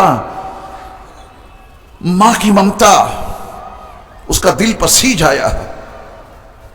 ہو سکتا ہے کوئی اور فیصلہ لے لیتی، بہت پریشانی اس کی بڑھی۔ بچے اس کی نگاہوں کے سامنے جھلسا کے ختم کر دیے گئے۔ معصوم سا بچہ جو اس کی گود میں ہے، جب اسے چھینا گیا تو اس کا دل پسیج آیا۔ چہرے نے بتا دیا کہ کچھ تغیر کے آثار نمایاں ہیں۔ اس بچے کو اللہ نے قوت گویائی دے دی۔ اللہ اکبر۔ معصوم سا بچہ، 4 بچے گود میں بولے ہیں، ان میں سے ایک بچہ یہ بھی ہے اس مشاطہ کا۔ بچے نے کہا کہ اماں، امی جان، گھبرانے کی کوئی ضرورت نہیں ہے، استقامت کے ساتھ رہیے۔ یہ دنیا فنا ہونے والی ہے، اللہ کے پاس ایمان کے ساتھ جانا ہے۔ اس کو اس کے جملوں سے بڑی تسلی ملی، ثبات قدمی ملی، اس کے بچے کو اس کے اندر ڈالا۔ اب باری آتی ہے اس خاتون کی جو فرعون کی بیٹی کے سر میں کنگھا کیا کرتی تھی، بال درست کیا کرتی تھی۔ جب اس کو ڈالنے کا موقع آیا تو اس مشاطہ نے ایک گزارش کی کہ میری ایک درخواست ہے، اسے قبول کر لیجئے، اس کے بعد مجھے اس میں ڈالنا۔ کیا گزارش ہے تیری؟ کہا کہ جب مجھے اس میں ڈال دینا میں بھی جل جاؤں گی، میری اور میرے بچوں کی جو یہ ہڈیاں ہیں جلی ہوئی، ان سب کو باندھ کر ایک جگہ کہیں دفن کر دینا۔ تو فرعون نے کہا کہ تیری بڑی خدمات رہی ہیں میرے گھرانے میں، چل تیری یہ بات مان لیں گے۔ اس کو بھی اسی تانبے کے مجسمے میں ڈالا گیا، وہ بھی جل کے خاکستر ہو گئی، شہادت کا جام نوش کر لیا، ہڈیوں کے تمام حصوں کو اندر سے نکالا گیا، جلی ہوئی ہڈیوں کو ایک کپڑے میں باندھ کر ایک مقام پر دفن کر دیا گیا۔ کیا تصور ہے میرا اور کیا تصور ہے آپ کا؟ ان ہڈیوں میں کچھ ہے یا نہیں ہے؟ جو کچھ ہے وہ سن لیجئے صحیح حدیث کے حوالے سے۔ سرور کائنات صلی اللہ علیہ وسلم جب سفر معراج میں جا رہے تھے، جب مصر کے اوپر سے میرے مصطفیٰ کی سواری گزری تو آپ علیہ السلام کو بے پناہ بہت ہی زیادہ اچھی خوشبو کا احساس ہوا۔ نبی مکرم صلی اللہ علیہ وسلم نے جبریل امین سے یہ پوچھا تھا کہ جبریل مجھے بڑی اچھی خوشبو محسوس ہوئی ہے، یہ خوشبو کیسی؟ کس کی یہ خوشبو؟ تب جبریل امین نے سرور کائنات صلی اللہ علیہ وسلم کو یہ حقیقت بتائی کہ یا رسول اللہ، فرعون کی بیٹی کی خادمہ، اس کے ساتھ میں فرعون نے یہ ظلم اور یہ جبر اور یہ تشدد کیا تھا، لیکن وہ سب ایمان کے ساتھ گئے، ان کی ہڈیاں اس مقام پہ دفن ہیں، اللہ نے ان کی ان ہڈیوں سے یہ خوشبو نکالی ہے جو آپ نے محسوس کی۔ تو اسی مقام پر سال گزشتہ میں نے ان ہڈیوں کا راز کھولا تھا، یہ ہوتا کیا ہے اس میں۔ ہمارے علاقہ میں بے وقوف مولوی صاحب آ گئے تھے، انہوں نے کہا کہ قبر میں اگر کچھ ہوتا ہے تو پھاوڑا لے کے ویلکم کے قبرستان میں چلو، ہم کھود کے دیکھیں گے، وہاں سانپ نکلتے ہیں، بچھو نکلتے ہیں، آگ نکلتی ہے، کیا نکلتا ہے، جنت کی کھڑکیاں ہیں کہ نہیں ہیں، بستر ہے کہ نہیں ہے۔ ایسی بے وقوفی والی باتوں سے مسئلہ حل ہوگا؟ ایسی حماقت آمیز باتوں سے آپ برزخی زندگی سمجھ سکتے ہیں؟ ہرگز نہیں۔ یہ برزخی زندگی کا نمونہ میں نے دکھایا، میرے مصطفیٰ کا گزر ہوا، آپ کو خوشبو محسوس ہوئی، جبریل امین نے اس خوشبو کا راز بتا دیا۔ حضرت آسیہ کو جب یہ معلوم ہوا کہ مقابلے کے میدان میں فرعون کو شکست ہو گئی، سارے جادوگروں نے موسیٰ پر ایمان قبول کر لیا، سارے جادوگروں نے رب العالمین پہ ایمان قبول کر لیا۔ اب یہ وہ موقع ہے کہ جب حضرت آسیہ بھی اپنے ایمان کا اظہار فرعون کے سامنے کر دیں گی۔ ابھی تک تو یہ راز تھا۔ یہ فرعون منہ لٹکائے لٹکائے گھر پہنچا بڑی امیدوں کے ساتھ کہ بیوی آسیہ ہمیں کوئی تسلی دیں گی۔ آسیہ کے سامنے جب اپنی شکست اور اپنے جادوگروں کی ہزیمت کا تذکرہ فرعون نے کیا تو حضرت آسیہ نے کہا کہ جس موسیٰ پر اور موسیٰ کے جس رب پر یہ سارے جادوگر ایمان لائے، میں تو موسیٰ پر اور رب العالمین پر بہت پہلے سے ایمان لا چکی ہوں۔ اللہ اکبر۔ اظہار آج کر رہی ہوں، میں نے ان کی نبوت اور رسالت کو بہت پہلے سے تسلیم کر رکھا ہے۔ میں نے کبھی زندگی میں تجھے اپنا رب نہیں مانا۔ پوری زندگی میں حضرت آسیہ نے اپنے شوہر فرعون کو رب نہیں مانا۔ کیوں نہیں مانا؟ یہ حضرت یوسف علیہ السلام کے زمانے میں جو بادشاہ تھا، جو حضرت یوسف پر ایمان لایا تھا، اس حضرت یوسف علیہ السلام کے زمانے کے مومن بادشاہ کی نسل میں یہ حضرت آسیہ تھی۔ تو یہ کیسے مان لیتی؟ تو ایک ایمان والے خاندان سے تھی۔ علماء نے یہاں تک لکھا ہے، مفسرین نے، کہ آسیہ نے فرعون کو کبھی اپنے قریب نہیں آنے دیا، کیونکہ وہ رب اعلیٰ ہونے کا دعویٰ کرتا تھا۔ کبھی جنسی تعلقات اور جسمانی تعلقات بیوی ہونے کے باوجود نہیں قائم ہونے دیے، تبھی کوئی اولاد نہیں پیدا ہوئی۔ یہ راز ہے، حضرت آسیہ نے کبھی اس کو قریب نہیں آنے دیا۔ فرعون نے اپنی طاقت اور اپنی قوت کی بنیاد پر حضرت آسیہ سے زبردستی شادی کر لی تھی، وہ کبھی راضی نہیں تھی، قریب نہیں آنے دیا، اور آج اس حقیقت کا اظہار کر دیا کہ میں نے تجھے کب اپنا رب مانا؟ کبھی نہیں مانا۔ میں موسیٰ کے رب پر ایمان رکھتی ہوں، رب العالمین پر میرا ایمان ہے۔ اب سنیے ان کا بنیادی کردار، جس کی وجہ سے اللہ نے حضرت آسیہ کا تذکرہ قرآن میں کیا اور قیامت تک کے ایمان والوں کے لیے ان کو مثال بنا دیا اور آئیڈیل بنا دیا۔ فرعون نے کہا مجھے اپنا رب نہیں مانتی ہو، یہ سارے محلات تو تمہارے لیے ہیں، مجھے رب مانو، یہ سارے محل تمہارے، یہ ساری نہریں تمہاری، یہ ساری جائیداد تمہاری، یہ ساری ملکیت تمہاری۔ حضرت آسیہ نے کہا کہ نہ مجھے دنیا کا کوئی محل چاہیے، نہ مجھے دنیا کی تیری کوئی نہر چاہیے، نہ مجھے دنیا کا تیرا کوئی باغ چاہیے، میں تو اللہ رب العالمین پہ ایمان رکھتی ہوں، اسی پر قائم رہوں گی۔ فرعون نے ان کے لیے سزا کا حکم دیا، بہت بڑی چٹان منگائی، بہت بھاری پتھر منگوایا، لڑکانے کا انتظام کیا، اونچائی پر وہ چٹان رکھی اور آسیہ کو دکھایا گیا کہ یہ ہے تیری موت کا انتظام، اگر تو نے فرعون کو اپنا رب نہیں مانا تو یہ چٹان تیرے اوپر گرا دی جائے گی اور تیرے وجود کے تانے بانے بکھر جائیں گے۔ ہے نا بڑا نازک موڑ؟ اس وقت حضرت آسیہ نے کیا کہا تھا؟ قرآن کے الفاظ میں دیکھیں، رب ابن لی عندک بیتا فی الجنہ، اے میرے رب مجھے دنیا کے محل نہیں چاہیے، اے میرے رب مجھے دنیا کی یہ نہریں اور یہ باغات نہیں چاہیے، اے میرے رب اپنے پاس میرے لیے جنت میں ایک محل بنا دے۔ یہ حضرت آسیہ کی زبان پہ آیا۔ اللہ نے آسیہ کو ان کی زندگی میں ہی اس دعا کے بعد جنت میں ان کا جو محل اللہ نے بنایا وہ دکھا دیا کہ یہ ہے تیرا محل۔ آسیہ نے زندگی کے آخری سانسوں میں اپنے اللہ سے دعا کی ہے، رب ابن لی عندک بیتا فی الجنہ، اے میرے رب مجھے دنیا کا کوئی محل نہیں چاہیے، آپ اپنے پاس میرے لیے جنت میں کوئی محل بنا دیں۔ اللہ نے جو ان کے لیے محل تیار کیا، ان کے مرنے سے پہلے اللہ نے ان کو وہ محل دکھا دیا۔ انہوں نے دعا کی کہ یا اللہ مجھے اس ظالم فرعون کے اور اس کی قوم کے ظلم سے نجات عطا کر دیجئے۔ اور جب حضرت آسیہ رضی اللہ تعالی عنہا نے اپنے رب سے یہ دعا کی تو اسی وقت ان پر فطری موت میرے رب نے طاری کر دی۔ فرعون نے کہا کہ پتھر گراؤ، جب وہ اتنا بڑا پتھر گرایا گیا تو آسیہ رضی اللہ تعالی عنہا کی وفات اس سے پہلے ہی ہو چکی تھی۔